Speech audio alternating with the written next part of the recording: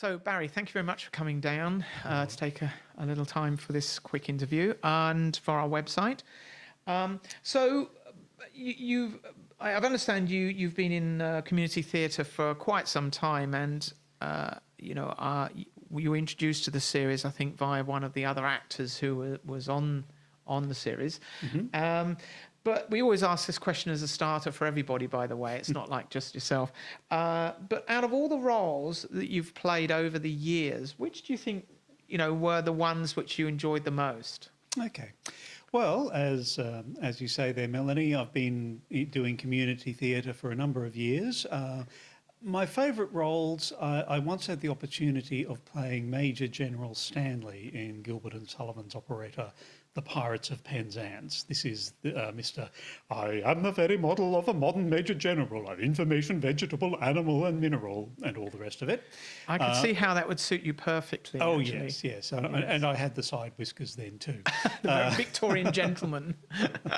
Yes, that's right. That was a lot of fun. Another musical character that I've enjoyed was playing Fester in the Addams Family musical.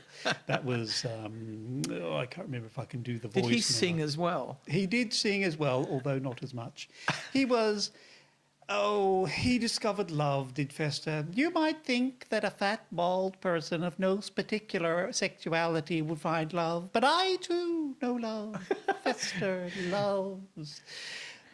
Do you know? But I have done. The part you should play and you've missed is the in Back to the Future, the scientist fellow. Oh, Because you're a Doc shoo-in Brown. for that part. Yes, absolutely shoo-in. But I got into, with community theatre, one thing that I've enjoyed is performing with members of my family. My two daughters are both into community theatre, are both into theatre. And for quite a few years, we used to do some of the children's theatre shows at Brisbane Arts Theatre. And I remember one in particular where we did we did The Snow Queen one Christmas, and I and both of the girls were in that. I had one daughter was playing the prince, and my other daughter was playing various minor roles there. Were you the evil wizard or something? No, I was the Oh, narrator. okay. I was Hans Christian okay. Andersen, the narrator, Okay. and also a few other things along the way. Oh. So yes. So you've obviously done a few things. So Angel and May would be probably fairly straightforward after all of that. Yes. So were there any particular skills or attributes you could say that you had to transfer from your previous experience into Angel and May? Well, from the theatre, I've done different voices, different accents, so that, Major General Stanley. Yes, I'm trying to remember exactly what he would say. I say, have you ever been an orphan, and all that sort of thing that he used to get into. Yeah, perhaps you should put more of that voice into Boy. Actually, Perhaps, yes. Yes, Well, I think we should. In terms of Yes. Boy, I did begin with Major General Stanley, but then bring him even more up to date. He's Yes. a much more up to date sort of military chap than is Major General Stanley. Also, some of the being versatile. I mentioned in the Snow Queen play, as well as being the narrator, I had other minor characters along the way that particular role calls for. So I would have to swap back and forth between different roles, and that has stood me in good stead for Angel and May, where I've tended to play multiple characters, sometimes even in the same scene, although they don't all get recorded at the same time. No, that's an interesting one that's come up in several of the other interviews, actually, in that the way we did the second season was actually easier for people because we did, they got into one character and then did the whole of the season for that one character, and then we went back and they took on another character and played that role. Yes. And I think that's the way we're going to do it in future as well, because I think the swapping, it's hard to keep consistency. It's certainly challenging, yes. And so there are a couple of scenes in the show, in Angel and May so far, where I've had multiple characters in the same scene. There is one scene, I think, where Boy and Maurice talk to one another, although they don't actually carry on a conversation. and there was a scene where Stank, I think, is watching a protest on television. Oh, yes. And I was I was Stank making comments about this while I was also the protester on the television screen as well. So that was And it worked okay, didn't it? Because Yeah. I remember listening to those and thinking, is this going to work? But because you're doing accents, quite strong accents, and I think on one case with the Mars protest thing, there was a sort of an effect on the voice as well. So that's Yes. quite good. It hides it. As if going Yeah. through a megaphone and Yes, yes. yeah, but it's fun when that happens. I mean, you Yeah. can see how people can do a whole series literally themselves if they're really good at doing all these different voices. Yes. But yeah, we've had some interesting scenes. Like there's one. The one thing that really tickled me this season was we actually had a fight scene between two actors who never actually met, and you couldn't tell. And I thought, yeah, that's actually pretty cool. Now, you've been involved in the Angel and May series from the very early days, actually, and you've been a great supporter of the show, and it's great to have you on board, actually. You're one of what I could think of the mainstays. And I think you were introduced by Robert. But I just wondered what went through your mind when you were actually asked to do Angel and May. Well, with the show, Robert approached me. He'd just been to see another show that I'd been in. I knew Robert from an earlier show that we had both been in, actually an Agatha Christie murder mystery where I was the police detective and he was one of the suspects, which is how I came to know Robert. But he came to see another show that I was in, a production of Shakespeare's Twelfth Night. But at the end of the show, he told me about Angel and May and that he was involved in at that stage. And what did you think? What did you think of the show? Yeah, well, of the Angel and May thing. I mean, what did you think? I thought it sounded interesting. I enjoy science fiction. I read a lot of science fiction and have done for many years, and I have been enjoying listening to different podcasts over the years. So I think you're probably the most knowledgeable on sci-fi podcasts that we've got in this whole group. More than me, because I don't have time to listen. I'm too busy doing this thing. Although it is such a huge field, there are so many different shows, and very good shows around. Yes, that it is hard to. We've got a lot of competition. Haven't we? Yeah, and I can hardly say that I'm an expert at it by any means, but yes, Robert told me about the show and suggested I get in touch with Melanie about that, and I came along and tried out, and it's been invaluable, basically. I've been with the show ever since. Yeah, and it's good to have more male voices and actors that can flexible enough to do a variety of voices, you know, because that's another issue. Certain people can only do certain types of characters. So. Yes, that was I think the main thing that Robert was after. At that stage, there were very few males involved in Angel and May. So you play three major reoccurring characters. I don't think any of the other actors actually do that. So you make a pretty large contribution, although the individual acts don't necessarily make the biggest roles, but the combination of all three means you're pretty busy when Angel and May starts. You play Boy, Maurice, and Stank. And you've done a whole load of other small parts. So I'm just wondering, out of all those roles, and they're all very different, very, very different, which one would you say is your favourite? That's a hard question. They're all enjoyable in different ways. None of them are very close in character to me, since I'm not in the military. I'm not a drag queen / gay performer, fashion model, and I'm certainly not an evil criminal mastermind. But how do I know? Well, not that's that what I'm you say. at any rate, yes, Yes. that's right. Yes. I think that they are all enjoyable in different ways. Boy allows me to revisit Major General Stanley, although in a more competent fashion than he ever was.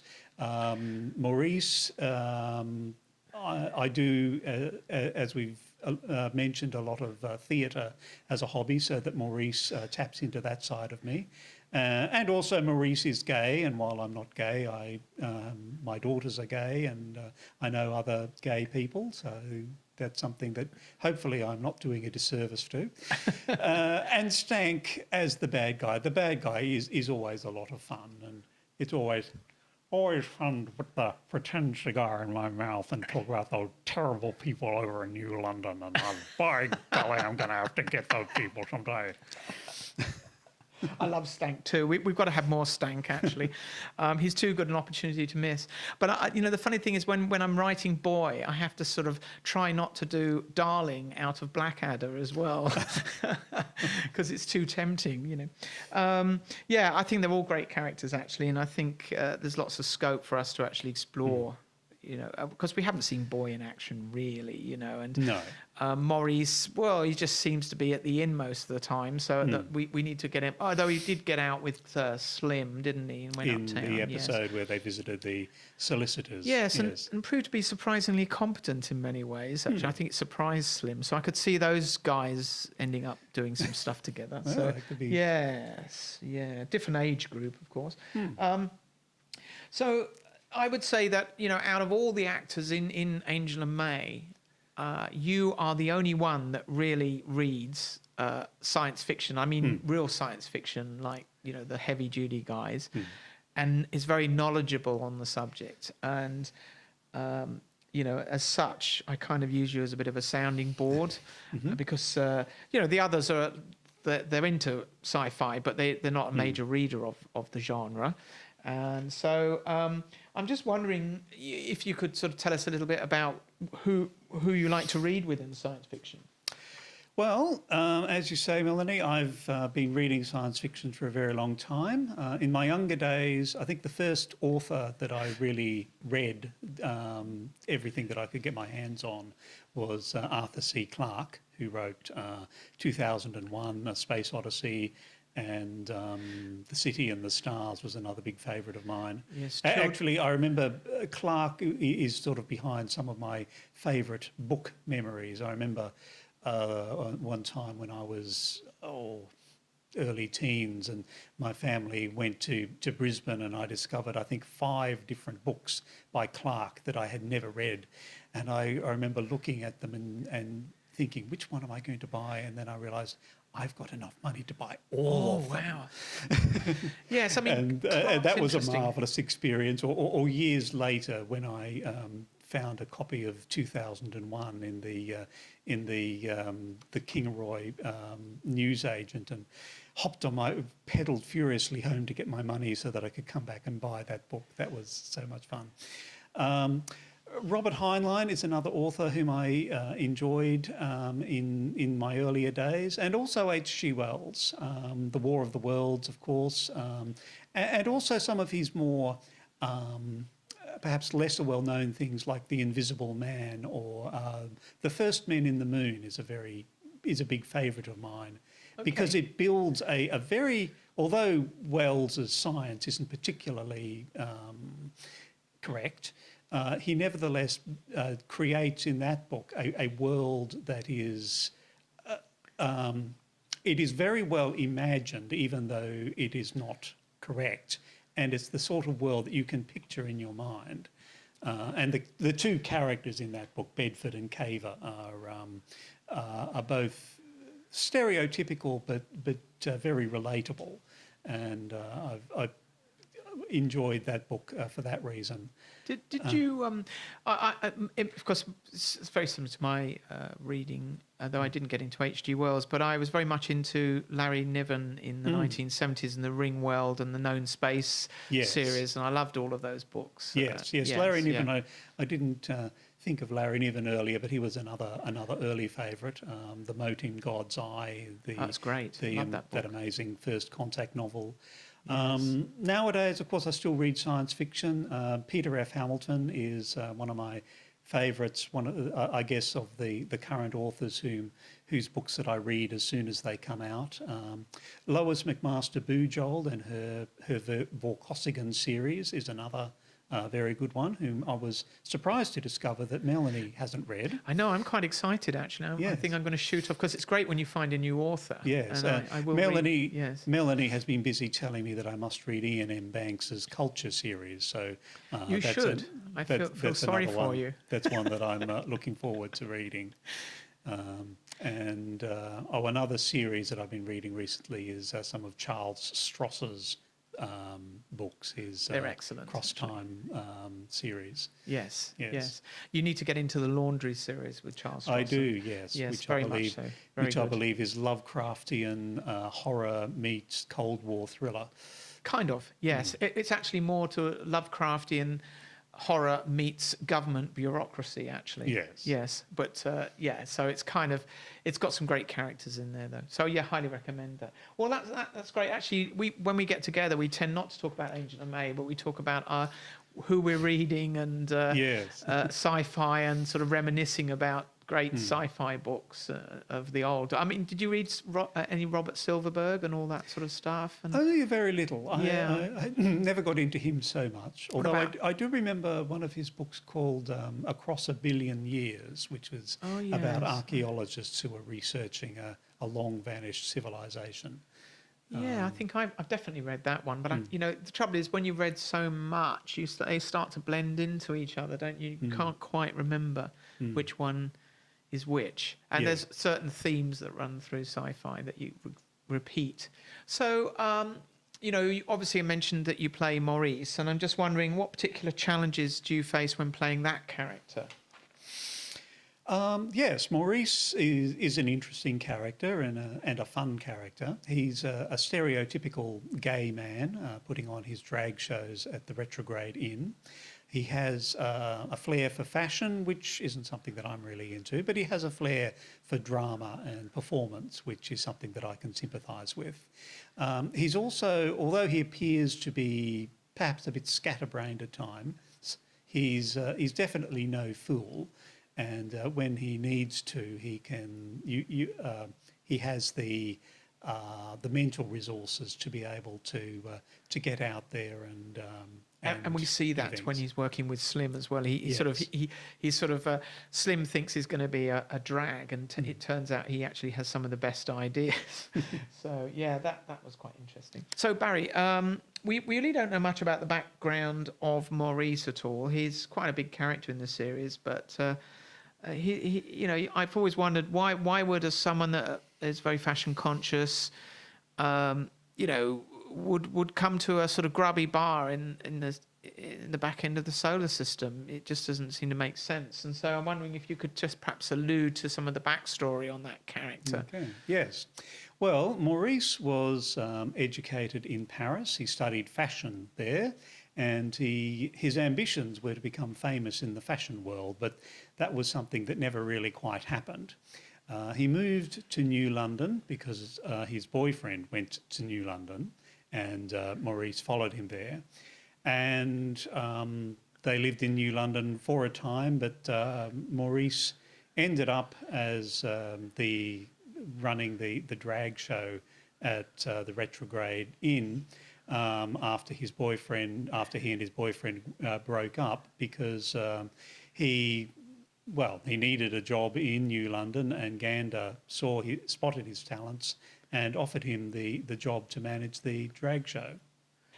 You also play a number of the other kind of cool characters actually, but they're tier twos. They all have flaws, of course, and they're usually the bad guys. Not always. I just wondered if you could perhaps just run through some of the other people that you've been involved in this series of ours. Yes, there have been a few. I think the first character that I recorded was Solokov, the Russian gang boss who sends his men out to take out these two pesky private detectives. Rub them out, boys, and don't fuck up. Yes, I remember that. I think that was in the first or second episode that he turns up for his one and only time. Yes. And then soon after, I played Byers, who was the mortuary technician who gets bribed to fudge the paperwork so that Angel and May's recently deceased corpses can be taken off for experimentation. As you do. As you do, yes, when you're an underpaid mortuary technician. And another character that I've had is a character of Fakuri, who was who is working a stall in the market in one of the episodes, and I think shares a cup of tea with. I think it's Doily. With yes, Doily, I think so. right. That's right. Yeah. Yes, He's a nice and chap. who was just a nice character, and yes, I understand that he's going to turn up again, perhaps. I feel he might actually. It's quite well developed in our minds, and I think it's quite interesting. We don't really know. I think he could do a lot of different things actually. I'm just sort of wondering what you'd like to see for some of your characters, because you know, you have an interest in those going forward. Yes, that's a interesting question to consider. Though I suppose the main thing that I think I've told Melanie is that I'd like to see more Stank in the upcoming series. Oh yes, he's such a fun character to play, and there's a lot of unfinished business there between him and the crew at New London. I'd like to see how Stank goes when he gets really mad. Yes. He's although he lives on a different planet to the rest of them, they have come across his radar in a very annoying fashion, and I can well imagine that he will not wish to leave that unresolved, but will come after them in one way or another and try and get rid of these pesky people. As for the others, I'd be interested in seeing more of Maurice and developing his character a little further, perhaps his relationships with others, especially since he has, had his breakup sometime in his past, but isn't in a relationship. Whether Maurice will find somebody along the way. Certainly, he got on well with Slim that one time that they worked together, but I don't know that would certainly be a very odd couple if that ever came about. Well, there'd be a big age difference, I think, as well. Yes. Looking at it, because I mean, Slim is kind of in retirement age, and I think Maurice would probably be in his late 20s, early 30s. So that they certainly would make an odd couple. I don't think that's going to happen. Yes. But you never know. Stranger things have happened. Who and knows? similarly, I don't really have any ideas as to where Boy might go next. He seems to be quite happy with his position working for Gander. I think he's going to retire in New London, or who knows? Yeah, Boy is a bit of a unknown country, isn't he? Really? Yeah, a lot more development to be done there. Look, Barry, thanks very much. I think we'll call it a day. Thank you very much for your contributions to Angel and May. Appreciate it. I don't think we could do it without you. And hopefully we'll hear more of all of your favourite characters well, I know we will. We'll definitely hear more of them in season 3. Thank you. Looking forward to it. Thank you.